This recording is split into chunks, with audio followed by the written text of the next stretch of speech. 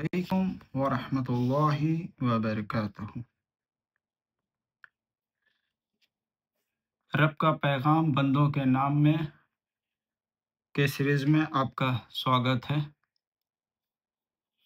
انشاءاللہ تعالی آج ہم لوگ چوتھے سوال پہ غور کریں گے کہ کیا اللہ تعالی دعائیں صرف نبیوں، ولیوں اور نیک لوگوں کی ہی سنتا ہے اور ہم گنہگاروں کی نہیں سنتا؟ جیسے کہ اس سے پہلے 3 سوالوں کا جواب رکھا گیا تھا۔ شرک کے بارے میں، کیا شرک دوسرا کہ کیا شرک کرنے والوں کی دعا ہدایت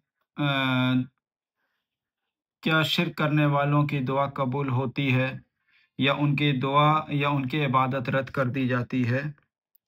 اور تیسرا تھا کیا دعا عبادت ہے اور اللہ کے سوا کسی اور سے دعا مانگنی چاہیے؟ آج کا چوتھا سوال ہے کہ کیا اللہ تعالیٰ دعا صرف ولیوں، نبیوں اور نیک لوگوں کی سنتا ہے، ہم گنہگاروں کی نہیں؟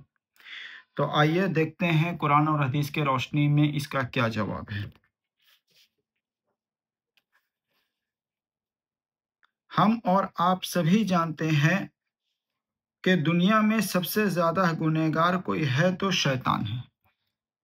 جیسے کہ آپ کو ہی پتہ ہے کہ جب حضرت آدم علیہ السلام کو اللہ تعالیٰ نے بولا تھا کہ تم جنت میں کچھ بھی کھاؤ، کہیں بھی جاؤ، کہیں بھی گھومو، کہیں بھی پھرو، لیکن اس درخت کے پاس مت جانا، لیکن شیطان نے حضرت آدم علیہ السلام کو بھی بہکا دیا اور انہیں پھر جنت سے نکال کے دنیا میں پھینک دیا گیا یا دنیا بھیج دیا گیا۔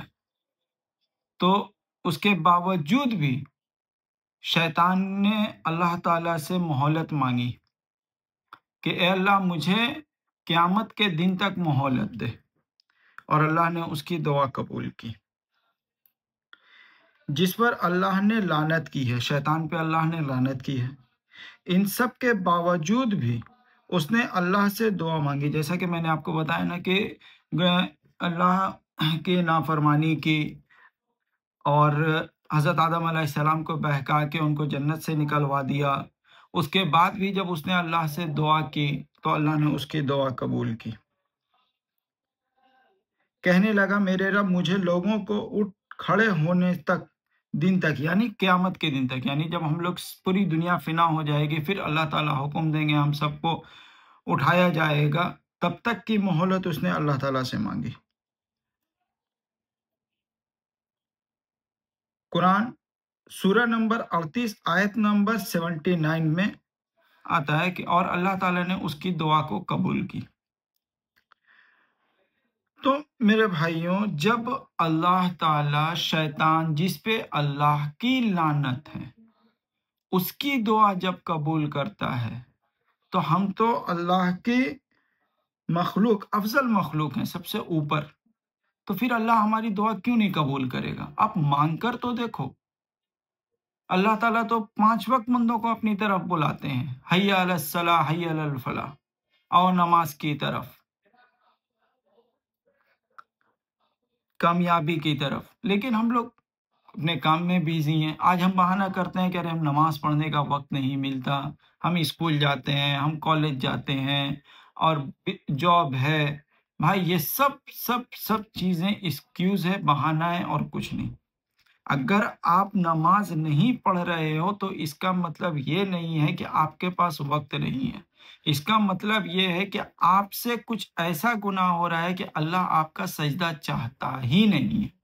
تو اپنے اندر جھانکیے اور اللہ سے توبہ کیجیے، اللہ سے دعا کیجیے کہ اللہ آپ کو ہدایت دے۔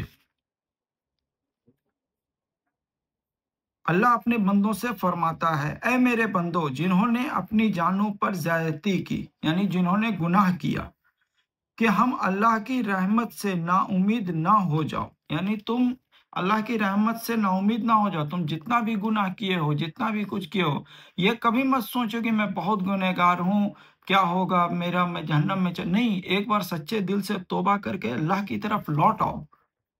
اللہ تو خود بول رہا ہے، یقیناً اللہ تعالیٰ سارے گناہوں کو بخش دے گا۔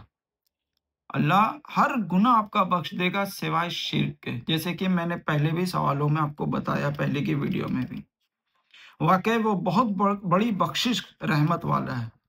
سورہ الزمر نمبر سورہ الزمر 39 آیت نمبر 53 میں یہ بات ہے۔